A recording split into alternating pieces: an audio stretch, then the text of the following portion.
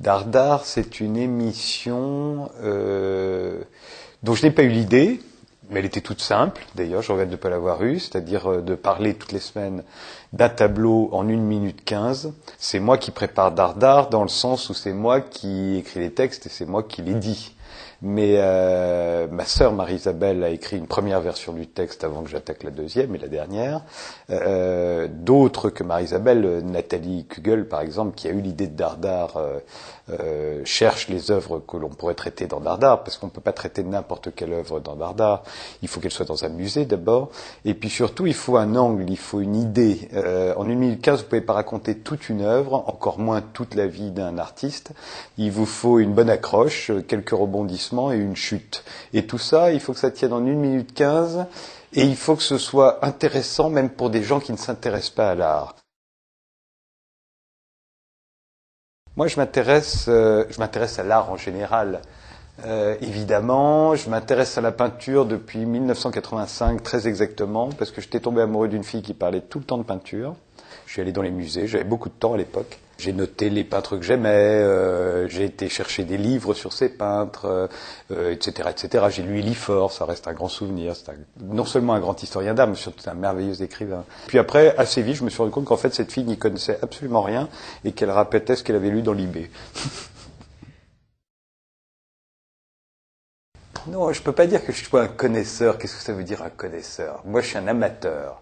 J'aime ça, ça m'intéresse, ça m'émeut. Ma première émotion, je m'en souviens très bien en peinture, c'était devant le portrait de Mademoiselle O'Murphy par François Boucher, qui est la pinacothèque de Munich. Et c'est une femme magnifique, allongée sur un canapé, un peu comme celui-ci, nue, avec une chute de rein absolument sublime. Et là, tout à coup, la peinture m'a fait quelque chose que ni le cinéma ni la littérature ne m'avaient fait. C'était différent comme émotion. Et là, je me suis dit, il y a quelque chose d'intéressant. J'ai aimé ça à travers les fesses de Mademoiselle O'Murphy, si vous voulez. Après, je me suis intéressé à beaucoup d'autres. Mais d'avoir eu cette émotion, c'était important.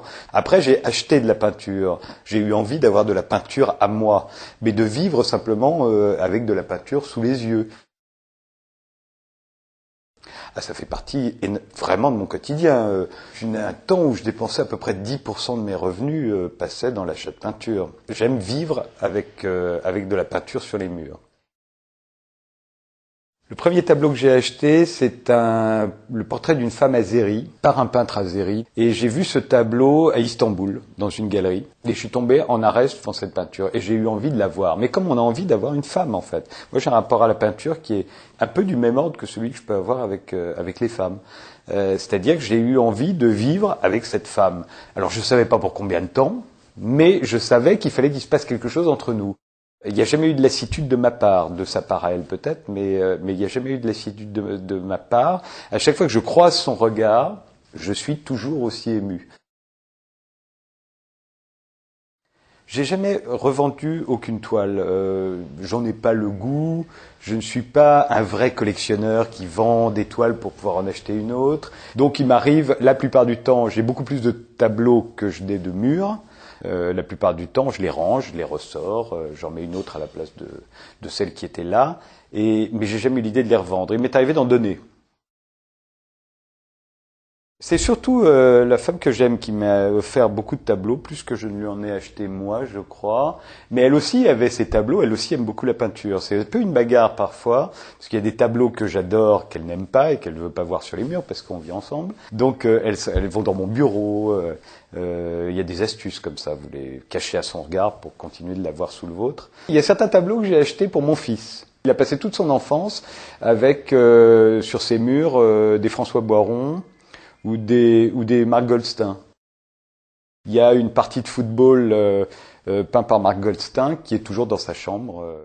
Il y a un très beau François Baron que j'adore, un tableau qui représente un camion tagué, un tableau magnifique de François Boiron, que Diego, mon fils, a toujours considéré comme le sien. Le principe de cette émission, c'est l'actualité vue par la culture. C'est pas l'actualité culturelle. Nous, c'est une émission où vous venez parler du monde qui vous entoure, de la société. Émission dans laquelle les peintres, les artistes plasticiens sont très souvent invités. Mais la plupart du temps, ils viennent pour parler du monde et pas pour parler de leur œuvre. Donc il y en a certains que ça dissuade, il faut le dire. Il y en a beaucoup qui n'ont pas envie, ou qui ne savent pas, ou qui ne préfèrent pas parler de la société, du monde, alors que leurs œuvres très souvent en parlent. Si j'avais eu la chance d'avoir Picasso dans cette émission, je ne leur aurais pas demandé évidemment de me parler de sa peinture. Sa peinture parle d'elle-même. J'aurais demandé à Picasso de me parler de la crise économique, de me parler de la guerre en Afghanistan, et je suis sûr que tout ce que m'aurait dit Picasso sur ces sujets aurait été génial.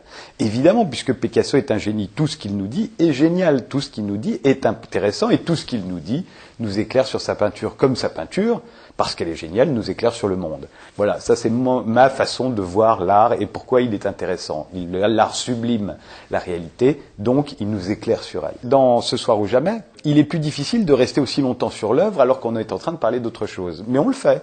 On le fait quand c'est intéressant pour notre sujet. Mais on la voit jamais aussi bien que dans Dardar. C'est là où j'aimerais faire mieux. C'est pas toujours possible. Moi, je crois que l'art n'a jamais eu une place aussi importante dans toute l'histoire que dans notre société. Le temps qu'on passe quand on se promène dans une ville comme Paris à croiser des œuvres d'art, c'est unique dans l'histoire. Alors je veux bien qu'il y ait eu la Renaissance, mais il n'y avait pas à Venise, il y a des merveilles à Venise, mais il n'y a pas autant de sculptures à Venise qu'il y en a aujourd'hui à Paris dans les rues.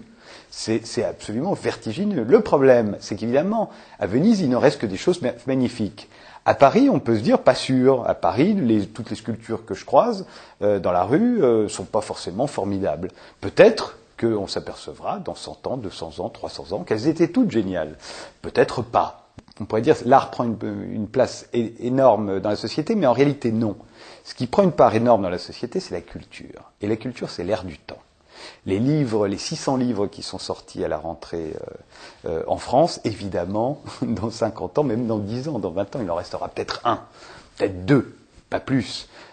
Idem pour les films qui sont sortis cette année, idem pour les disques, et idem, certainement, pour les expositions. De quoi se rappellera-t-on pour l'année 2009 ou 2010 ? Peut-être d'une exposition, pas plus. C'est ça qui restera. Et là, on est dans le domaine de l'art. Là, on est dans l'éternité de l'art, qui est le contraire de l'ère du temps. La culture, c'est tout.